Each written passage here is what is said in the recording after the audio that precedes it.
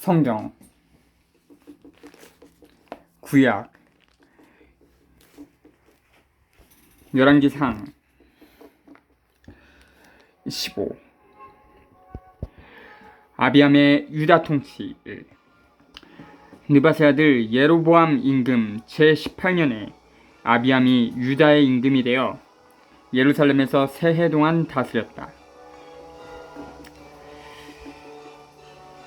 그의 어머니 이름은 마아카인데 아비살롬의 딸이었다. 그런데 임금은 지 아버지가 앞서 지은 죄를 모두 따라 걸었다. 그의 마음은 자기 조상 다윗의 마음과는 달리 주 하나님께 한결같지 못하였다. 그러나 주 다윗의 하나님께서는 다윗을 생각하시어 예루살렘에서 그에게 등불을 주시고 그의 뒤를 이을 아들을 일으키시어 예루살렘을 굳게 해주셨다. 다윗은 히타이트 사람 우리야 사건 말고는 주님의 눈에 드는 옳은 일만 하였으며 살아있는 동안 내내 주님께서 명령하신 것을 하나도 어기지 않았다.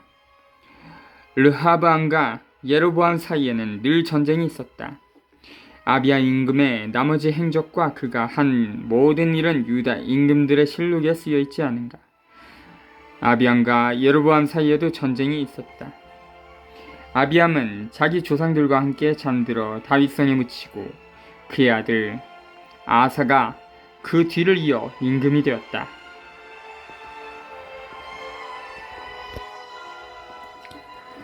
(15장 1절부터 8절) 아비암의 짧은 통치는 그가 지은 죄에 대한 벌로 보인다. 그의 허약하고 잘못으로 가득 찬 통치는 다윗 시대를 상기시키고 유다가 아직 자기 왕자리를 유지하는 것은 오직 다윗이 주님의 뜻을 실천했기 때문임을 믿게 한다. 아사의 유다 통치. 이스라엘 임금 예로보암 제20년에 아사가 유다의 임금이 되어 예루살렘에서 41해 동안 다스렸다. 그의 할머니 이름은 마아카인데 아비살롬의 딸이었다. 아사는 자기 조상 다윗처럼 주님의 눈에 드는 옳은 일을 하였다. 그는 신전 난창들을 나라에서 몰아내고 조상들이 만든 우상들을 모두 없애버렸다. 그는 자기 할머니 마아카마저 아세라를 위하여 역겨운 상을 만들었기 때문에 모후의 자리에서 물러나게 하였다. 아사는 역겨운 상을 잘라내어 키드론 골짜기에서 불살라버렸다. 산당들은 없애버리지 않았지만 아사의 마음은 살아있는 동안 내내 주님께 한결같았다. 그는 자기 아버지와 자기 자신이 봉헌한 은과 금과 기물들을 주님의 집에 들여놓았다. 아사와 이스라엘 임금 바아사 사이에는 그들이 살아있는 동안 내내 전쟁이 있었다. 이스라엘 임금 바아사가 유다를 치러 올라와서 아무도 유다 임금 아사와 왕래하지 못하게 하려고 라마를 세웠다. 그러자 아사는 주님의 집 창고와 왕궁 창고에 남아있던 은과 금을 모조리 거두어서 신하들 손에 들려 다마스쿠스에 사는 아람 임금 헤주온의 손자이며 타브림몬의 아들인 벤하닷 임금에게 보내며 이렇게 말하였다. 나와 임금님 사이에 나와 나의 아버지와 임금님의 아버지 사이에 맺은 계약이 있습니다. 나는 임금님에게 은과 금을 예물로 보냅니다. 이제 이스라엘 임금 바아사와 맺으신 계약을 파기하시오. 그가 나에게서 물러가게 해주십시오. 벤하닷은 아사 임금의 말을 듣고 군대의 장수들을 그에게 보내어 이스라엘 성읍들을 치게 하였다. 그는 이온과 단과 아벨, 벳, 마아카와 온 킨네렛 그리고 납탈리 전 지역을 쳐부쉈다. 이 소식을 들은 바아사는 라마를 세우다 말고 티르차에 그대로 머물렀다. 그러자 아사 임금은 유다인을 한 사람도 빠짐없이 모두 불러 모아 바아사가 라마를 세우는데 쓰던 돌과 목재를 옮기게 하였다. 아사 임금은 그것들로 베냐민의 게바와 미츠파를 세웠다. 아사의 나머지 모든 행적과 모든 무용 그리고 그가 한 모든 일과 그가 세운 성읍들에 관한 것은 유다 임금들의 실록에 쓰여있지 않은가. 그런데 그는 늙음하게 발에 병이 났다. 아사는 조상들과 함께 잠들어 자기 조상 다윗의 성의 조상들과 함께 묻히고 그의 아들 여호사밧이 그 뒤를 이어 임금이 되었다. 9절부터 24절. 아사 왕에 대한 찬사는 그가 나라 안에 야훼 신앙을 보존하기 위하여 노력하고 다른 신들에 대한 예배를 부분적으로나마 없앤 사실 때문이다. 나답의 이스라엘 통치. 유다 임금 아사 제2년에 예로보암의 아들 나답이 이스라엘의 임금이 되어 2해 동안 이스라엘을 다스렸다. 그는 주님의 눈에 거슬리는 악한 짓을 저지르고 자기 아버지의 길을 걸었다. 아버지가 이스라엘까지도 죄짓게 한 그 죄를 따라 걸었다.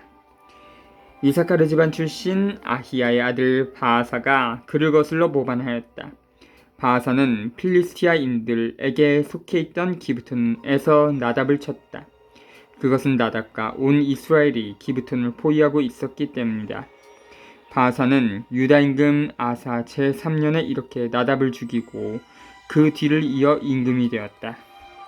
바아사는 임금이 되자마자 예로보암 집안 전체를 쳤는데 예로보암에게 속한 모든 목숨을 하나도 남기지 않고 사라지게 하였다.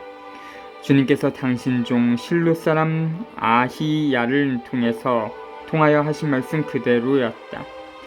그것은 예로보암이 혼자만 지은 것이 아니라 이스라엘까지도 죄짓게 한 그 죄로 주 이스라엘의 하느님의 분노를 두두었기 때문이다. 나답의 나머지 행적과 그가 한 모든 일은 이스라엘 임금들의 실록에 쓰여 있지 않은가. 유다 임금 아사와 이스라엘 임금 바아사 사이에는 그들이 살아있는 동안 내내 전쟁이 있었다. 25에서 32 바아사의 공격으로 예로보암의 왕조가 끝나고 새로운 왕조가 시작한다. 바아사의 이스라엘 통치. 유다 임금 아사 제3년에 아히야의 아들 바아사가 티르차에서 온 이스라엘의 임금이 되어 24해 동안 다스렸다. 그는 주님의 눈에 거슬리는 악한 짓을 저지르고 예로보암의 길을 걸었다. 예로보암이 이스라엘까지도 죄짓게 한 그 죄를 따라 걸었다. 16.1 바아사에 관한 주님의 말씀이 하나니의 아들 예후에게 내렸다. 나는 너를 먼지에서 들어눕혀 내 백성 이스라엘을 다스리는 영도자로 세웠다. 그런데 너는 예로보암의 길을 걷고 내 백성 이스라엘을 죄짓게 하여 그들의 죄로 나의 분노를 돋우었다. 이제 내가 바아사와 그 집안을 쓸어버리겠다. 네 집안을 느밧의 아들 예로보암의 집안처럼 만들겠다. 바아사에게 딸린 사람으로서 성 안에서 죽은 자는 개들이 먹어치우고 들에서 죽은 자는 하늘의 새가 쪼아먹을 것이다. 바아사의 나머지 행적과 그가 한 일, 그리고 그의 무용에 관한 것은 이스라엘 임금들의 실록에 쓰여 있지 않은가. 바아사는 자기 조상들과 함께 잠들어 티르차에 묻히고 그의 아들 엘라가 그 뒤를 이어 임금이 되었다. 주님께서 하나니의 아들 예후 예언자를 통하여 바아사와 그의 집안에 관한 말씀을 내리신 것은 그가 예로보암 집안처럼 되어 주님의 눈에 거슬리는 온갖 악한 짓을 저지르고 지손이 하는 일로 주님의 분노를 도우두었기 때문이다. 그뿐만 아니라 예로보암 집안을 치기까지 하였던 것이다. 15장 33부터 16장 7절. 완조의 변천은 북부 왕국의 상황을 바꿔놓지 못한다. 엘라의 이스라엘 통치. 유다 임금 아사 제26년에 바아사의 아들 엘라가 이스라엘의 임금이 되어 디레차에서 2해 동안 다스렸다. 그런데 엘라의 신하이며 병거대의 절반을 지휘하는 지물이라는 장수가 그를 거슬러 모반하였다. 마침 임금이 티르차에 있는 국내 대신 아르차의 집에서 술에 취하여 있을 때 지므리가 들어와 그를 쳐 죽이고 유다 임금 아사 제27년에 그 뒤를 이어 임금이 되었다. 지므리는 임금이 되어 왕좌에 앉자마자 바아사의 온 집안을 쳐서 그에게 딸린 사람 가운데 일가든 친구든 사내든 단 하나도 남겨두지 않았다. 이렇게 지므리는 바아사의 온 집안을 사라지게 하였는데 주님께서 예후 예언자를 통하여 바하사를 두고 하신 말씀 그대로였다. 그것은 바하사가 지은 모든 죄와 그의 아들 엘라가 지은 죄 때문이었다.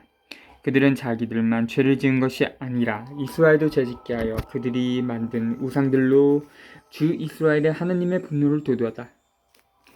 엘라의 나머지 행적과 그가 한 모든 일은 이스라엘 임금들의 실록에 쓰여있지 않은가. 16장 8절부터 14절 엘라의 짧은 통지는 자기 신하 가운데 한 사람의 반란 때문이었다. 지므리의 이스라엘 통치. 유다 임금 아사 제27년에 지므리가 임금이 되어 티르차에서 1회 동안 다스렸다. 그 무렵에 이스라엘 군대는 필리스티아인들에게 속한 기브톤을 치려고 진을 치고 있었다. 진을 치고 있던 이스라엘 군대는 지므리가 모반하여 임금을 죽이기까지 하였다는 소식을 들었다. 그러자 온 이스라엘이 그날로 진지해서 군대의 장수 오므리를 이스라엘의 임금으로 내세웠다. 오므리는 온 이스라엘과 함께 기브톤에서 올라와 티르차를 포위하였다.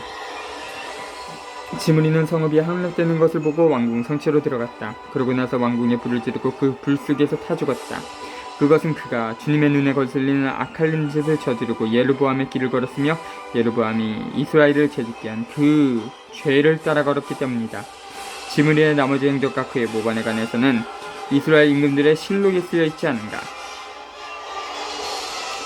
15절부터 22절 군대와 백성의 지지를 받지 못한 지므리는 왕의 자리를 지키지 못한다. 오므리의 이스라엘 통치. 그때의 이스라엘 백성은 둘로 나뉘었다. 백성의 절반은 기나스의 아들 티브니를 임금으로 세워 그를 따랐고 다른 절반은 오므리를 따랐다. 그러나 오므리를 따르는 백성이 기나스의 아들 티브니를 따르는 백성보다 우세하였다. 마침내 티브니는 죽고 오므리가 임금이 되었다. 유다 임금 아사 제31년에 오므리가 이스라엘의 임금이 되어 12해 동안 다스렸는데 6해는 티르차에서 다스렸다. 그는 사마리아 산을 세메르에게서 은 2탈렌트로 산 뒤 그 산을 요새로 만들고 자기가 세운 성읍의 이름을 산의 본래 소유자인 세메르의 이름을 따서 사마리아라고 하였다. 오므리는 주님의 눈에 거슬리는 악한 짓을 저질렀는데 그 이전에 어떤 임금보다 더 악한 짓을 하였다. 그는 느밧의 아들 예로보암의 길을 그대로 걸었으며 예로보암이 이스라엘을 죄짓게 한 그 죄를 따라 걷어 그들의 우상들로 주 이스라엘의 하느님의 분노를 도두었다. 오므리 임금이 한 나머지 행적과 그가 보여준 무용에 관한 것은 이스라엘 임금들의 실록에 쓰여있지 않은가. 오므리는 자기 조상들과 함께 잠들어 사마리아에 묻히고 그의 아들 아합이 그 뒤를 이어 임금이 되었다. 23에서 28 오므리와 더불어 북부 왕국의 더욱 안정적인 완조가 시작한다. 그러나 그의 계승자들 특히 아합은 다른 신들을 들여온 주요 당사자가 될 것이다. 오므리는 왕국의 새로운 수도 사마리아를 건설했다. 29에서 34절 아합과 더불어 이스라엘의 역사상 중요한 시기가 시작한다.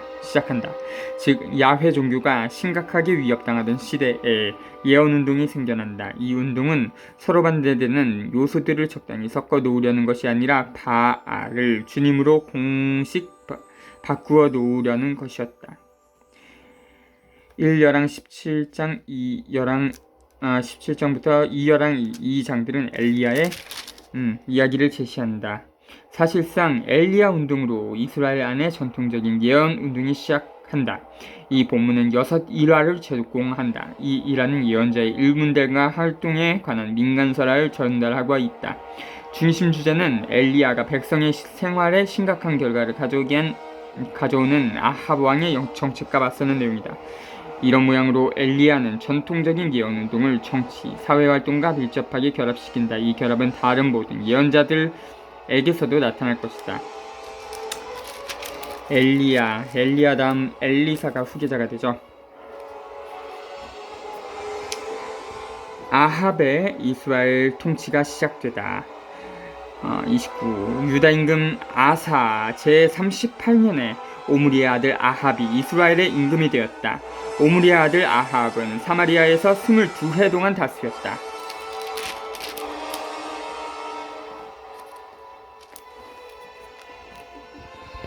오므리의 아들 아합은 그 이전에 어떤 임금보다 더 주님의 눈에 거슬리는 악한 짓을 저질렀다. 아합은 느밧의 아들 예로보암의 죄를 따라 걷는 것만으로는 모자랐던지 시돈인들의 임금 엣바알의 딸 이제를 아내로 맞아들였을 뿐만 아니라 바알에게 가서 그것을 섬기고 예배하기까지 하였다. 그는 사마리아에 세운 바알 신전의 바알을 위하여 제단을 세웠다. 또 아합은 아세라 목상도 만들고 그보다 더한 짓을 하여 그 이전에 어떤 이스라엘 임금보다 더 주 이스라엘의 하나님의 분노를 돋우었다. 아합 시대에 베텔의 히엘이 예리코를 세웠다.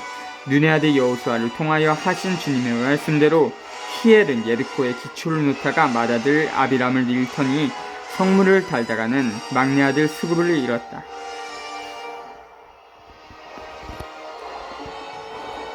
엘리야가 가뭄을 예언하다. 17장 1.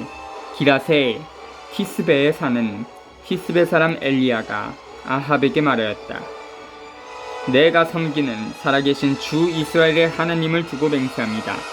내 말이 있기 전에는 앞으로 몇 해 동안 이슬도 비도 내리지 않을 것입니다. 엘리야와 까마귀. 주님의 말씀이 엘리야에게 내렸다. 이곳을 떠나 동쪽으로 가 요르단강 동쪽에 있는 크리 시내에서 숨어 지내라. 물은 그 시내에서 마셔라. 그리고 내가 까마귀들에게 명령하여 거기에서 너에게 먹을 것을 주도록 하겠다.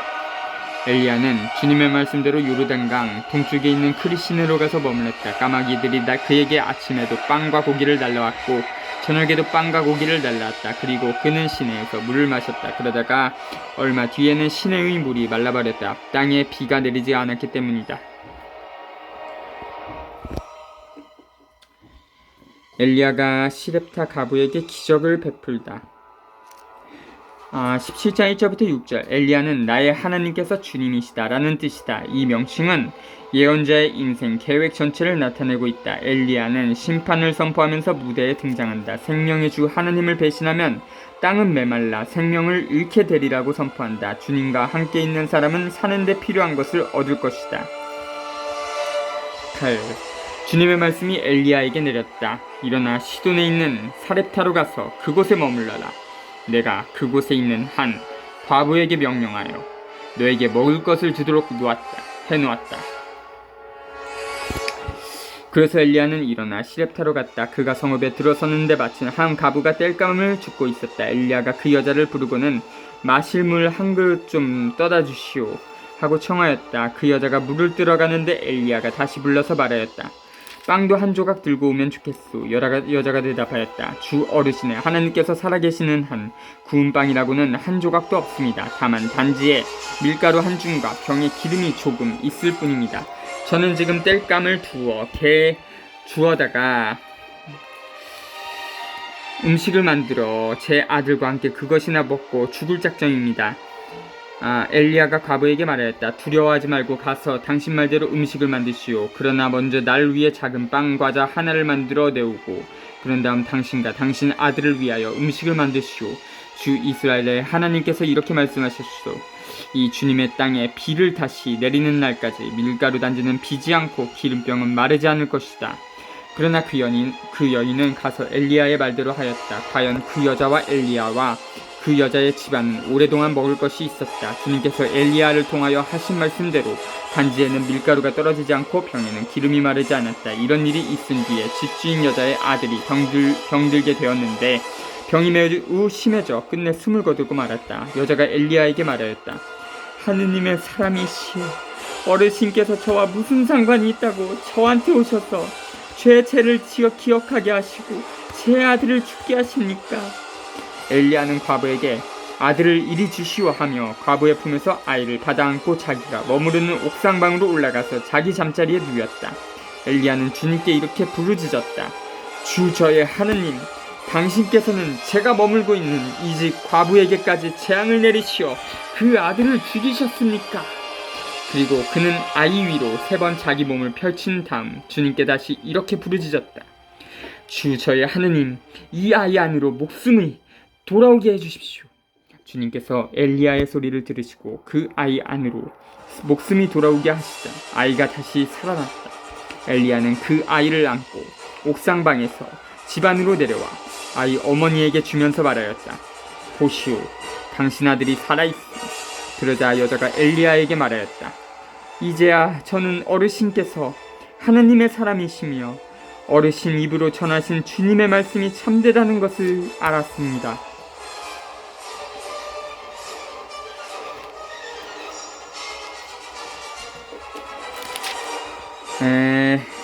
7절부터 16절. 주님께서는 가난한 사람들과 궁핍한 사람들 가운데서 나타나 그들이 가지고 있는 적은 것을 나눌 수 있는 능력을 통하여 생명을 주신다. 흔연히 나누는 사람들에게 하느님께서는 아무것도 부족함이 없게 하신다. 이 일화는 당장 마르 6장 30에서 44를 상기시킨다. 17절에서 24절. 참된 예언자는 백성에게 죽음을 몰고 오는 자가 아니다. 예언자가 하느님의 말씀을 선포하고 있다는 표시는 그가 생명을 가져다주고 있다는 사실로 확인할 수 있다. 18장 1절부터 46절. 아합 왕은 페니키아 공주 이제벨과 결혼하고 나서 페니키아인의 관습과 종교를 받아들인다. 그 종교에서는 바알을 다산과 생명의 주인으로 여기고 있었다. 그러나 생명 대신 가뭄이었고 그 결과 백성이 죽을 지경에 처하게 되었다. 엘리야는 상황이 그렇게 된 것은 주님의 벌을 받았기 때문이라고 말한다.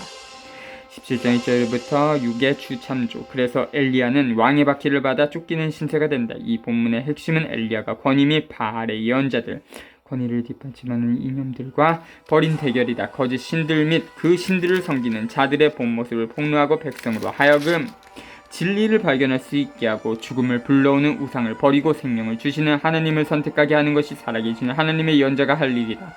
그렇게 해야만 백성은 벌을 면하고 생명을 얻게 된다.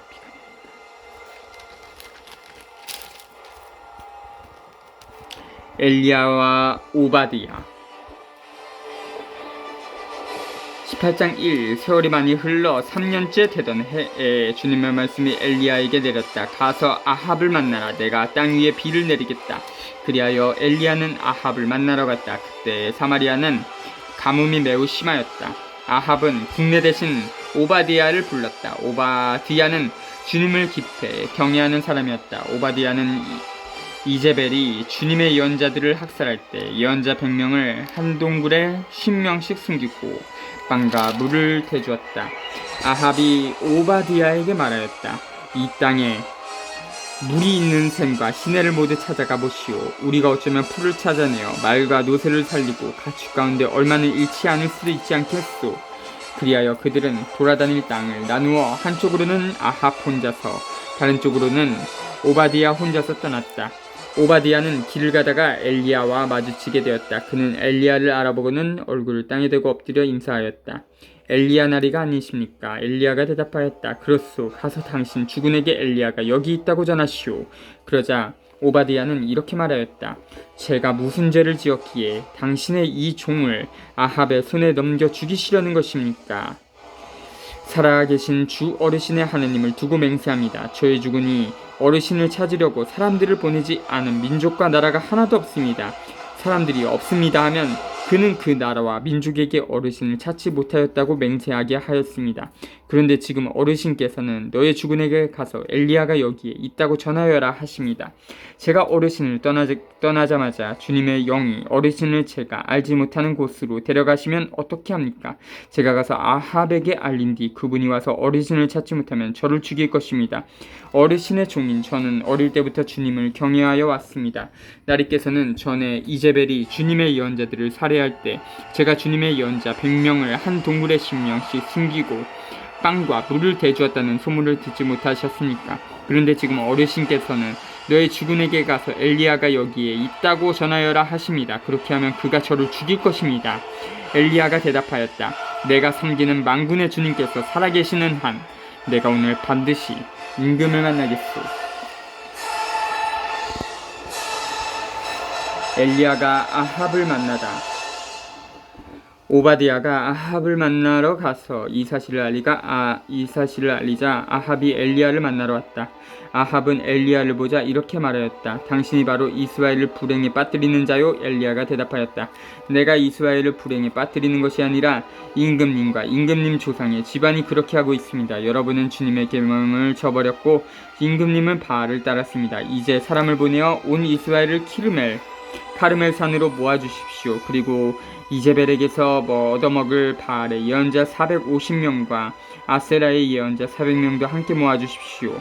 엘리야가 카르멜 산에서 바알 예언자들과 대결하다. 20. 아합은 이스라엘의 모든 자손에게 사람을 보내어 예언자들을 카르멜 산에 모이게 하였다. 엘리야가 온 백성 앞에 나서서 말하였다. 여러분은 언제까지 양다리를 거치고 절뚝거릴 작정입니까? 주님께서 하느님이시라면 그분을 따르고 바알의 하느님이라면 그를 따르십시오. 그러나 백성은 엘리야에게 한마디도 대답하지 않았다. 엘리야가 백성에게 다시 말하였다. 주님의 예언자라고는 나 혼자 남았습니다. 그러나 바알의 예언자는 450명이나 됩니다.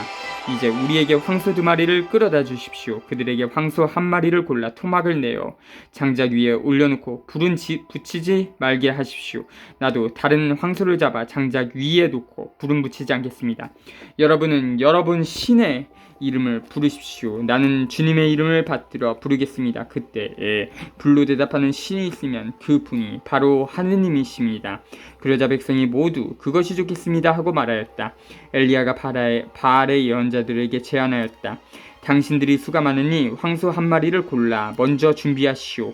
당신들 신의 이름을 부르시오. 그러나 불은 붙이지 마시오. 그들은 자기들에게 주어진 황소를 데려다가 준비해놓고는 아침부터 한낮이 될 때까지 바알의 이름을 불렀다. 바알이시여 저에게 응답해 주십시오. 그러나 아무 소리도 대답도 없었다. 그들은 절뚝거리며 자기들이 만든 제단을 돌았다. 한낮이 되자 엘리야가 그들을 놀리며 말하였다. 큰 소리로 불러보시오. 바알은 신이지 않소. 다른 볼일을 보고 있는지 자리를 비우거나 여행을 떠났는지 아니면 잠이 들어 깨어야 할지 모르지 않소. 그러자 그들은 더 큰 소리로 부르며 자기들의 관습에 따라 피가 흐를 때까지 칼과 창으로 자기들 몸을 찔러댔다. 한낮이 지나 곡식 제물을 바칠 때가 되기까지 그들은 예언 황홀경에 빠졌다. 그러나 아무 소리도 대답도 응답도 없었다. 그러자 엘리야가 온 백성에게 이리 다가오십시오 하고 말하였다. 백성이 모두 다가오자 그는 무너진 주님의 제단을 고쳐 쌓았다. 엘리야는 일찍이 너의 이름은 이스라엘이다 라는 주님의 말씀이 내린 야곱의 자손들 지파수대로 돌을 12개 가져왔다. 엘리야는 그 돌들을 가지고 주님의 이름으로 제단을 쌓았다. 그리고 제단 둘레에는 곡식 2시야가 들어갈 만한 도랑을 팠다. 그는 장작을 쌓은 다음 황소를 토막내어 장작 위에 올려놓았다. 그러고 나서 물을 4항아리에 가득 채워다가 번제물과 장작 위에 쏟으시오 하고 일렀다. 그런 다음에 그는 2번째도 그렇게 하시오 하고 말하였다. 그들이 2번째도 그렇게 하자 엘리야는 다시 3번째도 그렇게 하시오 하고 일렀다. 그들이 3번째도 그렇게 하였을 때 물이 제단 둘레로 넘쳐오르고 도랑에도 가득 찼다. 곡식 제물을 바칠 때가 되자 엘리야 예언자가 앞으로 나서서 말하였다. 아브라함과 이삭과 이스라엘의 하느님이신 주님, 당신께서 이스라엘의 하느님이시고 제가 당신의 종이며 당신의 말씀에 따라 제가 이 모든 일을 하였음을 오늘 저들이 알게 해주십시오. 저에게 대답하여 주십시오, 주님. 저에게 대답하여 주십시오. 그리하여 주님, 이 백성이 당신이야말로 하느님이시며 바로 당신께서 그들의 마음을 돌이키게 하셨음을 알게 해주십시오. 그러자 주님의 불길이 내려와 번제물과 장작과 돌과 먼지를 삼켜버리고 도랑에 있던 물도 핥아버렸다. 온 백성이 이것을 보고 얼굴을 땅에 대고 엎드려 부르짖었다. 주님이야말로 하느님이십니다. 주님이야말로 하느님이십니다. 그때 엘리야가 그들에게 말하였다. 바알의 예언자들을 하나도 놓치지 말고 사로잡으시오. 백성이 그들을 사로잡아오자 엘리야는 그들을 키손천으로 끌고 가 거기에서 죽였다. 가뭄이 끝나다. 41. 엘리야가 아합에게 말하였다. 비가 쏟아지는 소리가 들리니 이제는 올라가셔서 음식을 드십시오. 아합이 음식을 들려고 올라가자 엘리야도 카르멜 꼭대기에 올라가서 땅으로 몸을 수그리고 얼굴을 양무릎 사이에 묻었다. 엘리야는 자기 시종에게 올라가서 바다 쪽을 살펴보아라 하고 일렀다. 시종이 올라가 살펴보고는 아무것도 없습니다 하고 대답하였다. 엘리야는 7번을 그렇게 다녀오라고 일렀다. 7번째가 되었을 때에 시종은 바다에서 사람 손바닥만한 작은 구름이 올라옵니다 하고 말하였다. 그러자 엘리야가 시종에게 일렀다. 아합에게 올라가서 비가 와서 길이 막히기 전에 병거를 갖추어 내려가십시오 하고 전하여라. 그러는 동안 잠깐 사이에 하늘이 구름과 바람으로 캄캄해지더니 큰 비가 내리기 시작하였다. 아합은 병거를 타고 이즈르엘로 갔다. 한편 엘리야는 주님의 손이 자기에게 내리자 허리를 동여매고 아합을 앞질러 이즈르엘 어귀까지 뛰어갔다.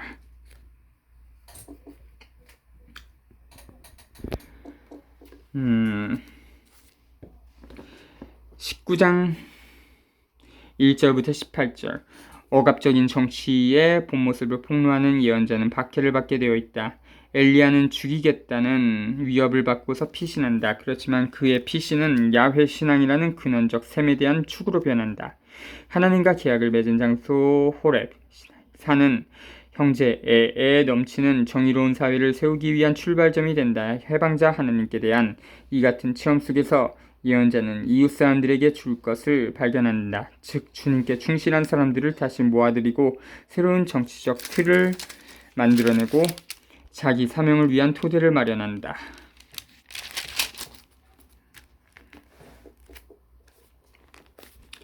엘리야가 호렙산으로 가다. 아합은 엘리야가 한 일과 그가 칼로 모든 예언자를 죽인 일을 낱낱이 이제벨에게 이야기하였다. 이제벨은 심부름꾼을 엘리야에게 보내어 이렇게 전하였다.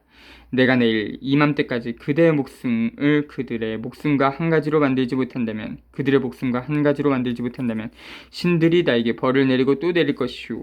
엘리야는 두려운 나머지 일어나 목숨을 구하려고 그곳을 떠났다. 그는 유다의 부에르세바에 이르러 그곳에 시종을 남겨두고 자기는 하룻길을 더 걸어 광야로 나갔다. 그는 쌀이나무 아래로 들어가 앉아서 죽기를 간청하며 이렇게 말하였다.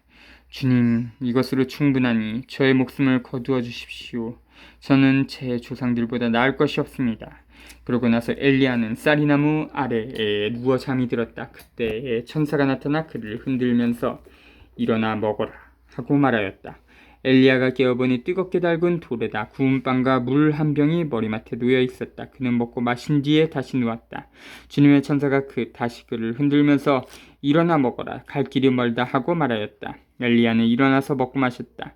그 음식으로 힘을 얻은 그는 밤낮으로 40일을 걸어 하나님의 산 호렙에 이르렀다.